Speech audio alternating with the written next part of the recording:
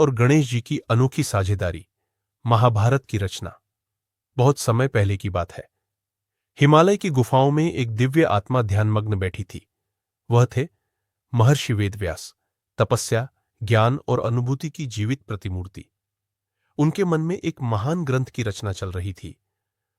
ऐसा ग्रंथ जो आने वाले युगों तक मानवता को धर्म, नीति और जीवन के रहस्यों से परिचित कराएगा। वेदव्यास जानते थे कि यह कार्य असाधारण है। उन्होंने निश्चय कर लिया था कि वे इसे श्रुति कथन के रूप में प्रस्तुत करेंगे, पर उन्हें कोई चाहिए था जो उस ज्ञान को लेखबद्ध कर सके। तेज, निष्ठावान और दिव्य बुद्धि से संपन्न। वे पहुंचे ब्रह्मा जी के पास और कहा, हे ब्रह्मा, मैं एक ऐसा ग्रंथ रचने जा रहा हूं जो युगों तक अमर रहेगा, पर मुझे कोई ऐसा चाहिए जो मेरे विचारों को उसी क्षण लिपिबद्ध कर सके।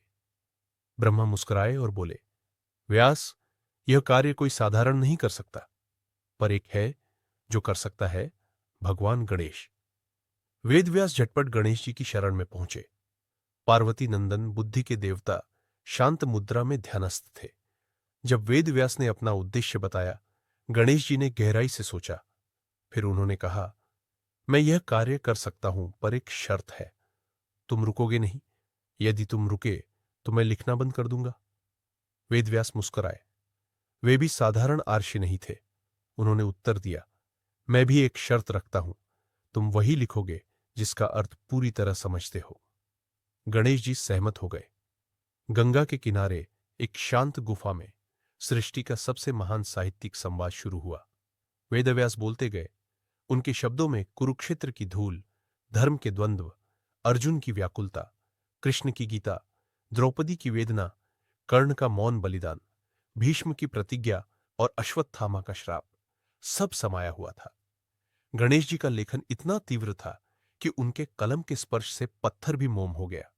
किंतु जब वेदव्यास कोई गूढ़ श्लोक उच्चारित करते, जिनका अर्थ तत्काल समझना कठिन होता, गणेश जी कुछ क्षण ठहर जाते, सोचते, और वेदव्यास को आगे रचना का समय मिल जाता। दिन बीते, रातें गुजरी, कोई आराम नहीं, कोई अंतराल नहीं। गणेश जी ने इतना निरंतर लिखा कि उनकी लेखनी टूट गई। तब उन्होंने अपना एक दांत तोड़कर उसे कलम बना लिया। इसलिए उन्हें एकदंत भी कहा जाता है, उस बलिदान की स्मृति में। अंततः वर्षों की इस अलौकिक साधना के बाद महाभारत पूर्ण हुआ। एक ऐसा ग्रंथ जिसमें 1 लाख श्लोक है। इतिहास, धर्म, नीति, मनोविज्ञान, दर्शन, सब कुछ समाहित है। जब यह कार्य पूर्ण हुआ, वेदव्यास की आंखों से आंसू बहने लगे। उन्होंने गणेश जी को प्रणाम किया और कहा, हे गणनाथ, यह तुम्हारे बिना असंभव था। तुम केवल लेखक नहीं थे, तुम इस ज्ञान के संरक्षक हो। गणेश जी मुस्कुराए, वह मुस्कान जिसमें प्रेम, तपस्या और अमरता की छाया थी।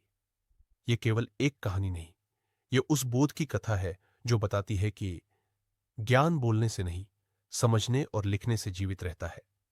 सच्चा सहकार्य तब होता है जब दो महान आत्माएं एक दूसरे की शर्तों को नहीं, उद्देश्य को समझे, और सबसे बढ़कर त्याग और धैर्य से ही अमर रचनाएं जन्म लेती है।